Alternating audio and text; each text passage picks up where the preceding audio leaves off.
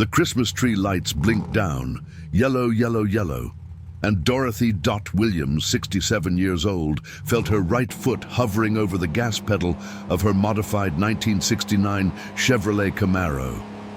Through the acrid smell of burnt rubber and race fuel, she could hear her ex-husband's voice from 5 years ago. "You'll never amount to anything without me." Green light. This is the story of how a dutiful pharmacist from suburban Indianapolis, a woman who spent 42 years following every rule, pleasing everyone but herself, went from losing everything in a devastating divorce to becoming a regional drag racing champion. If you've ever thought it was too late to start over, if you've ever believed you were too old to chase a dream, Dot's story will prove you wrong. Because what happened between that courtroom in 2018 and that starting line in 2025 changed everything. Not just for Dot, but for everyone who said she couldn't. Before we dive in, if you believe it's never too late for a second chance, hit that subscribe button right now. We tell stories like this every week, and your story might be next. Leave a comment if you're over 50 and thinking about chasing a dream. We read every single one. Now let me take you back to where it all began, to a woman who didn't know she was living someone else's life. Carmel, Indiana, 1976. The year Dorothy Ann Mitchell walked down the aisle of St. Elizabeth Seton Catholic Church in a white dress her mother had sewn, promising to love, honor, and obey Robert Williams until death did them part. She was 18. He was 22. The church smelled like carnations and furniture polish. Johnny Carson was cracking jokes on TV that night during their wedding reception at the American Legion Hall. The bicentennial fireworks were still fresh in everyone's minds. Jimmy Carter would be president by the end of the year, and Dot thought she had it all figured out. Robert worked at the Allison engine plant. Dot was finishing her pharmacy degree at Butler University. Riding the bus every morning at 6:15 a.m., the Indianapolis skyline barely visible through the frost on the windows. She'd study on the bus, her textbooks balanced on her knees, while Fleetwood Mac played on her Walkman.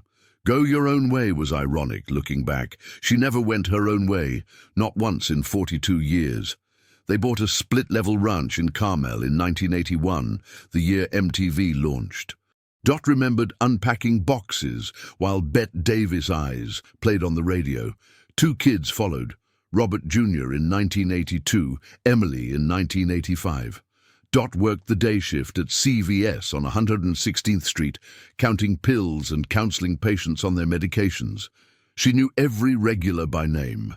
Mrs. Patterson with her blood pressure pills, Mr. Chen with his insulin, the Hoffmans, twin girls who needed antibiotics every winter. Every evening, Dot came home to cook dinner. Meatloaf on Mondays, tacos on Tuesdays, pot roast on Wednesdays. She never complained. Robert spent most evenings in the garage, working on his classic cars, a 1967 Mustang, a 1969 Camaro, a 1971 Challenger, his collection, his babies, his rules. "Don't touch," he'd say when Dot brought him a beer. "You'll get grease on them." She'd watch through the kitchen window sometimes, wiping down counters while he polished chrome and adjusted carburetors.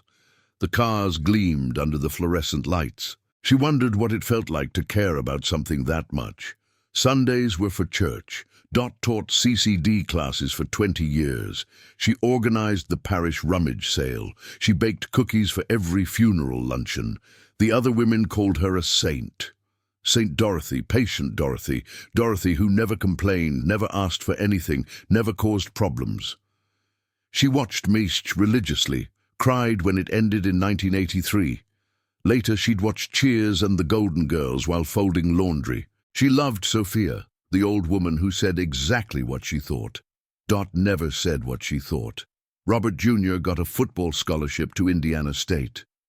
Emily studied nursing at IUPUI.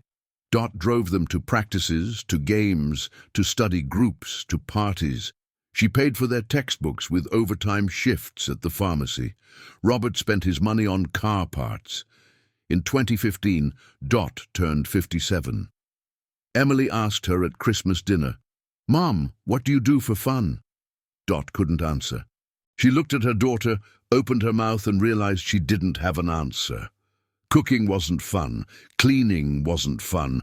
The parish committee meetings weren't fun.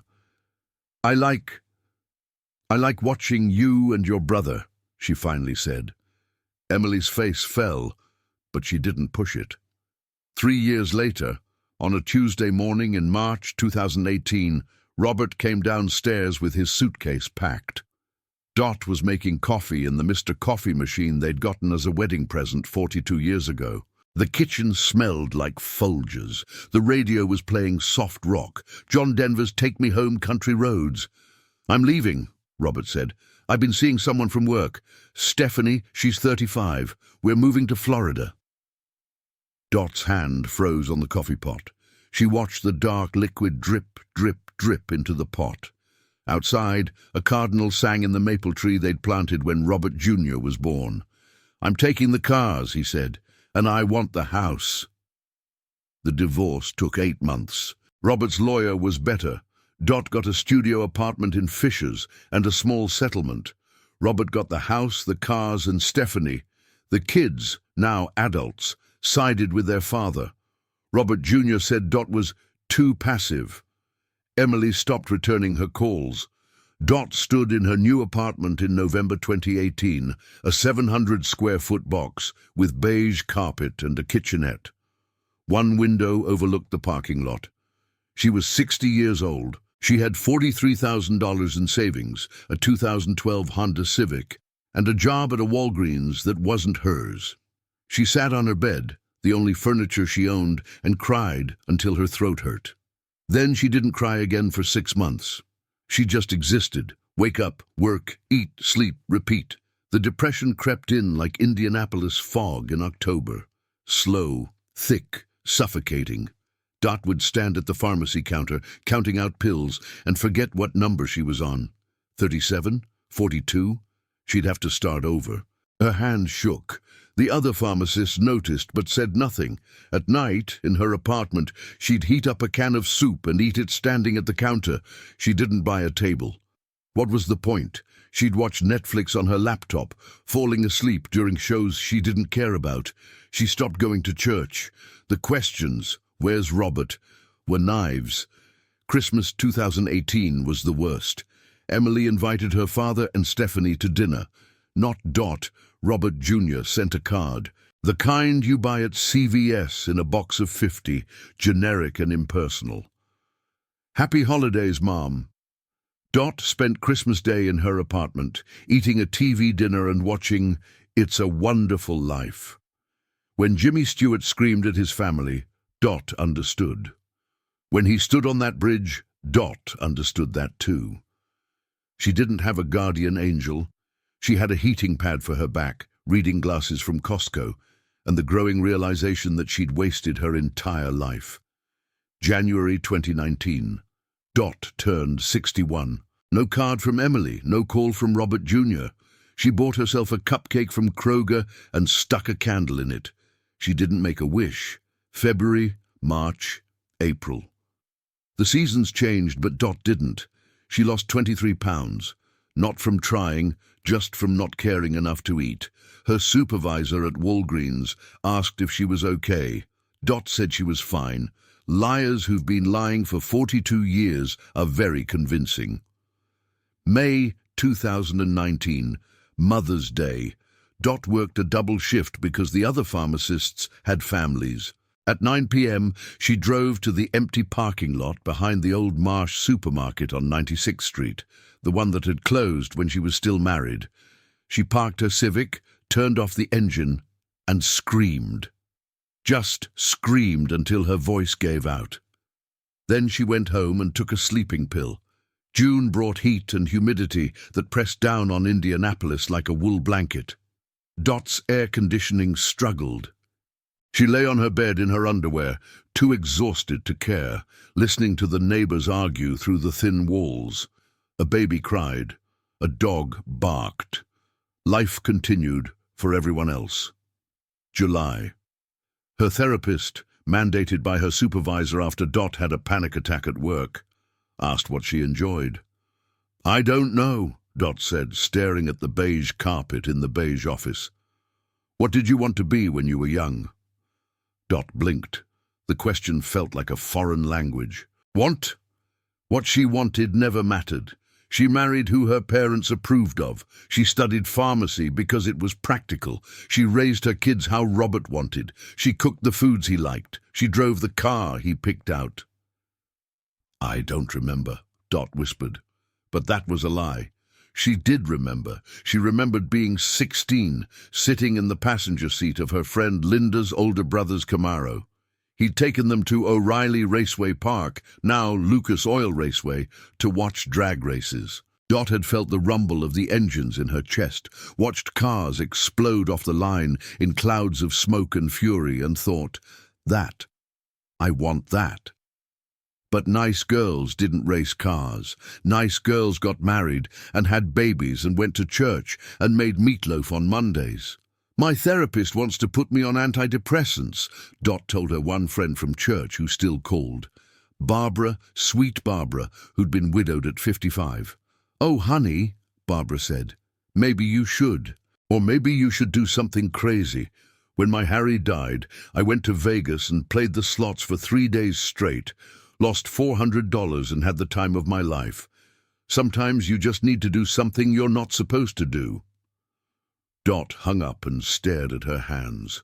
Wrinkled, age spots. The hands of a 61-year-old woman who'd counted pills for 40 years and had nothing to show for it but an empty apartment and kids who didn't call. August 2019. The anniversary of her first date with Robert. 43 years ago, he'd taken her to the Indiana State Fair. She remembered the smell of elephant ears and the sound of the Ferris wheel. She remembered thinking she was in love. Now she drove past the fairgrounds, windows down, trying to feel something. Anything. On a whim, or maybe not a whim. Maybe it was the first real decision she'd made in decades. She kept driving, past the fairgrounds, out East 16th Street, toward Brownsburg, toward Lucas Oil Raceway. They were having Wednesday night test and tune sessions, $20 to watch. She parked in the gravel lot, feeling ridiculous. A 61-year-old woman in Kohl's capris and a CVS polo shirt, walking toward the grandstands alone. The first car that launched, a bright orange Dodge Challenger, made Dot's heart stop and restart. The noise, the violence of it, the way it bucked and roared and fought to go forward, the smell of burning rubber and race fuel and summer and freedom. She watched for 2 hours. Couldn't look away, didn't want to. A woman about her age, maybe 55, silver hair in a ponytail, grease stains on her jeans, sat down next to her. "First time?" "Yes," Dot said. "You?" The woman laughed. "Hell no. I've been racing for 15 years. Started when my husband left me for his secretary. Best revenge is living well, right? I'm Linda." "Dot. You ever want to try it? There's a racing school here. They'll teach you everything. It ain't cheap, but it's cheaper than therapy." Linda handed her a card and disappeared into the crowd. Dot sat there until the last race, until the track lights dimmed and the maintenance crew started sweeping. She drove home in silence, the card burning a hole in her pocket. September 2019. Dot called the number on the card. A man answered. "Lucas Oil Raceway. This is Mike."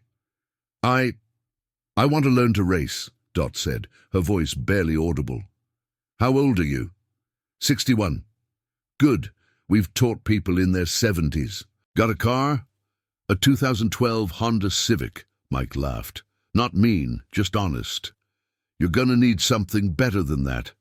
But come to the orientation first, see if you like it." The orientation was on a Saturday. 20 people showed up. Dot was the oldest. Most were men in their 20s and 30s, all tattoos and confidence. One other woman, maybe 40. The instructor, a retired NASCAR driver named Chuck, looked at Dot. "Ma'am, you sure you're in the right place?" "No," Dot said. "But I'm staying anyway." First time in 61 years she'd said anything that brave. October 2019. Dot's first ride in a race car, a passenger ride along with an instructor, changed her brain chemistry. No antidepressant on earth could replicate the feeling of going from 0 to 120 mph in 4.8 seconds. Her internal organs rearranged, her vision tunneled. Her hands gripped the roll cage, and she heard herself laughing, actually laughing, for the first time in over a year. When they rolled back to the pit, she was crying and laughing simultaneously. The instructor, a guy named Danny, who couldn't have been older than 25, looked concerned. "You okay?" "I'm alive," Dot said. "I'm actually alive." She signed up for the 2-day racing school, $1,200, half her monthly rent. She did it anyway. November 2019. Dot showed up in borrowed racing gear, fire suit 2 sizes too big, helmet that smelled like someone else's sweat. She learned the basics: how to stage, how to read the Christmas tree lights, how to launch without smoking the tires, how to keep it straight. She was terrible. Her first pass, she launched too early. Red light. Disqualified. Second pass, she forgot to shift. The engine screamed. Third pass, she overcorrected and nearly hit the wall. Danny, her instructor, didn't sugarcoat it. "Dot, you're 61. Your reaction times are slower. Your muscle memory is fighting you. This is going to be harder for you than for these kids." "I don't care," Dot said. And she didn't, because for the first time in 6 decades, she was doing something that scared her, something that wasn't for Robert or the kids or the church or anyone but herself. December 2019. Dot used her Christmas bonus to buy racing gear that actually fit. She joined an online forum for drag racers. She watched YouTube videos until 3 a.m., how to read data logs, how to tune carburetors, how to choose the right tires for track conditions. She didn't tell anyone, not Barbara, not her kids, not her co-workers. This was hers. January 2020. Dot turned 62. She bought herself a slice of cake from Kroger again, but this time she made a wish. "I want a race car." The problem, race cars cost money, real money. Her divorce settlement was almost gone, eaten up by rent and therapy and the racing school. Her Civic was paid off but worthless for racing. She picked up extra shifts, working 50, 60 hours a week, her feet aching, her back screaming. But she didn't care because she was saving for something that mattered. Then in March 2020, COVID hit. The world shut down. The track closed. Dot worked through the pandemic, essential worker, while everyone else stayed home. She counted pills for people's anxiety medications and thought about how she'd rather be at the track, fighting for her own sanity in a better way. But she kept saving. Every extra dollar went into a savings account she'd named Better Late Than Never in her banking app. Summer 2020. The track reopened with restrictions. Dot went back, even though she still didn't have a car. She volunteered.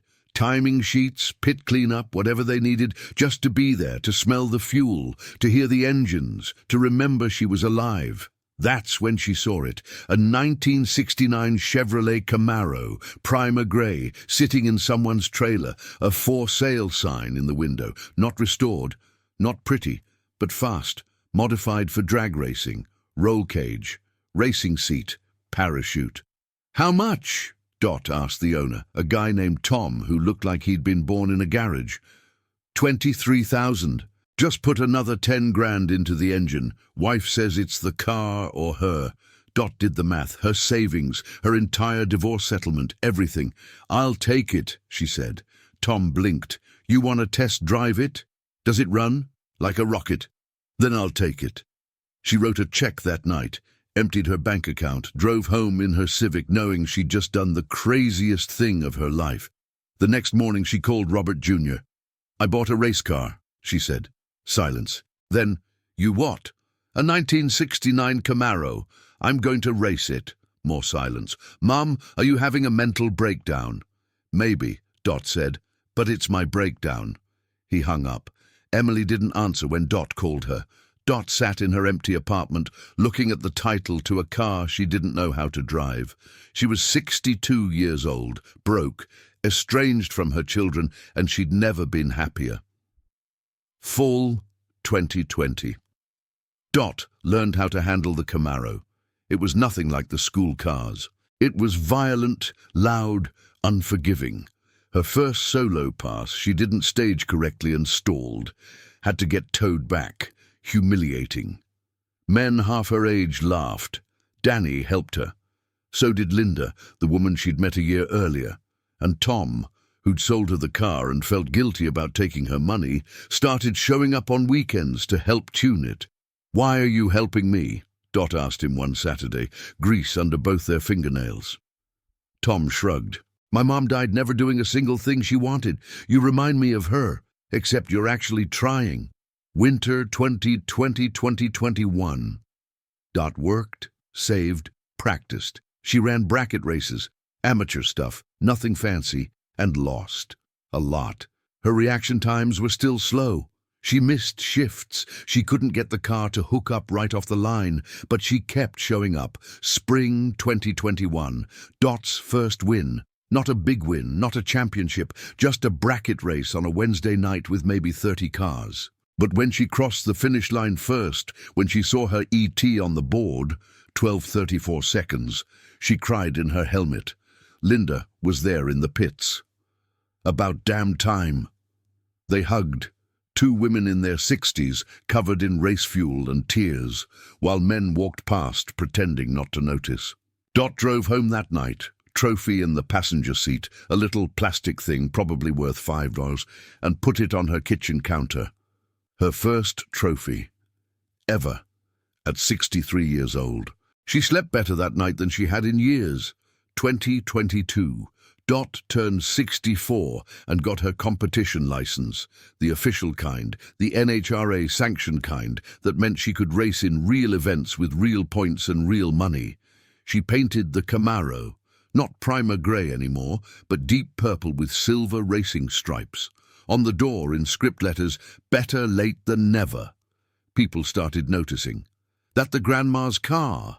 she heard someone say at a race in Ohio. "Yeah. And she's kicking ass." Because she was, not winning everything, not even close, but holding her own, improving, learning. Her reaction times got better. She learned to read the track, to feel the car, to trust her instincts. "You're a natural," Danny told her after she won her class at a small regional event. "You just needed 40 years to figure it out." Summer 2022. Dot got a sponsor. Nothing huge. A local auto parts store in Carmel called McCarthy's Auto Supply. They'd seen her at the track, seen the purple Camaro, and the owner, a guy named Bill, asked if he could put his logo on her car. "Why would you sponsor me?" Dot asked. "Because my customers love a good story," Bill said. "And you're a hell of a story." They gave her $5,000 toward parts and repairs. In exchange, Dot wore their logo and showed up at their store once a month for photos with customers. People loved it, women especially. Women in their 50s and 60s who came to the store just to meet her, to touch the car, to hear her say, "It's never too late." Fall 2022, the track championship. Dot had raced all season, accumulating points, and going into the final race, she was third in her class. If she won and the leaders faltered, she could take the title. She didn't sleep the night before. Lay in bed in her little apartment, still the same beige box, and stared at the ceiling. At 64 years old, she had a chance to be a champion. Not a perfect wife, not a dutiful mother, a champion. Race day. September morning, crisp and clear. Dot loaded the Camaro on her trailer, bought used with sponsor money, and drove to the track. Her hands shook, not from fear, from excitement. Linda met her in the pits. "You got this." "I'm so nervous I might throw up." "That means you care. Throw up, then get in the car." Dot did. Not literally, but close. First round, win. Her opponent, red-lit. Second round, win. She ran a personal best ET, 11.98 seconds, into the 11s for the first time. Third round, the leader in points, a guy named Kevin who'd been racing since he was 16, a guy with a trailer twice as big and a crew of 5. Dot had Tom and Linda. They staged. Dot's heart hammered so hard she could see her fire suit moving. She focused on the Christmas tree. Yellow, yellow, yellow. Green. She launched hard, harder than she'd ever launched, felt the Camaro dig in, felt the tires bite, felt the chassis rise. The engine screamed. She shifted, second, third, fourth, and the world was just wind and noise, and the smell of race fuel, and her hands on the wheel and her foot on the gas, and she won. By 0.03 seconds, 0.003 of a second, the width of a butterfly wing, the time it takes to blink. In the pits, Tom was screaming. Linda was crying. Dot sat in the car, engine ticking as it cooled, and took off her helmet. Her hair was matted with sweat, her hands were shaking, and she was laughing, that same wild laugh from her first ride-along, the laugh that said, "I'm alive. I'm actually alive." She didn't win the championship. Kevin had too many points, but she finished second. At 64 years old, she finished second in a field of racers half her age. At the awards ceremony, when they called her name, the crowd went wild. Standing ovation. For her, Dorothy Williams, pharmacist, divorcee, abandoned mother. Champion, 2023. Word spread. A local news station did a feature. Grandma goes racing. The headline made her cringe, but the exposure was incredible. McCarthy's Auto Supply tripled her sponsorship. Other sponsors came calling. She started a YouTube channel, Dot's Drag Racing, posting videos of her races, her repairs, her failures. It blew up. 50,000 subscribers in 6 months. People wrote to her. Hundreds of emails. From women in their 50s, 60s, 70s, "You inspired me to go back to school. I left my terrible marriage because of you. I bought a motorcycle. I'm 68 and I've never felt more free." Dot read every email and cried through half of them. 2024. 3 more regional wins. Dot was now 66, still working part-time at Walgreens, still living in her beige apartment, but traveling every weekend to race, to compete, to win. Emily called in June. "Hi, Mom?" Dot almost dropped the phone. They hadn't spoken in 5 years. "I saw your video," Emily said, voice small. "The one where you won in Kentucky. Dad told me not to call you, but, Mom, I'm sorry. I'm so sorry." They talked for 3 hours. Emily explained how Robert had manipulated them, how he'd painted Dot as the villain, how she'd believed him because it was easier than accepting the truth. Their father was a narcissist, and their mother had finally escaped. "I'm proud of you," Emily said. "I know I don't have the right to say that, but I am." "You can say it," Dot said. "You can always say it." They met for lunch the next week, tentatively, awkwardly, but it was a start. Robert Jr. never called. Some wounds don't heal, but Dot was okay with that. She had Emily back, she had herself back. 2025, January, Dot turned 67. Emily threw her a birthday party at McCarthy's Auto Supply. The Camaro was there, gleaming under fluorescent lights. 20 people showed up, racers, sponsors, fans. They sang Happy Birthday. Dot cried happy tears this time. May 2025, the big one. The race Dot had been training for all year, the regional championship at Lucas Oil Raceway, where it all started. Full circle. The stands were packed. Dot's YouTube followers came out, people from 8 states holding signs, "Better late than never" and "Go, Dot, go." She won her class. Not by luck, by skill, by heart. When she crossed the finish line, she popped the parachute, the thing that slows the car down, billowing out like a giant purple and silver flower. And she thought about that night 6 years ago, when she'd stood in her empty apartment and cried. She thought about Robert saying she'd never amount to anything. She thought about her younger self in the passenger seat of Linda's brother's Camaro, watching races and dreaming, and she thought, we did it. We finally did it. Today, Dot Williams is 67 years old. She's won 7 regional races in her class. She's got 200,000 YouTube subscribers. McCarthy's Auto Supply gave her a new trailer with her name on it. She's dating Chuck, the instructor from her first racing school, and he's 62 and thinks she's the coolest woman he's ever met. She still works part-time at Walgreens because she likes it. She still lives in that beige apartment because she doesn't need more. What she has is enough. Emily comes to races now, brings her kids. Dot's grandchildren wear better late than never t-shirts and tell their friends their grandma is a drag racer. Robert Jr. still doesn't speak to her. Maybe he will someday. Maybe he won't. Robert. He's still in Florida with Stephanie. Dot doesn't think about him anymore. She's too busy living. When people ask Dot what she'd tell her younger self, she says, I'd tell her it's okay to be scared, but don't let fear make you small. Don't let other people's dreams become your prison, and don't ever, ever think it's too late, because it's not.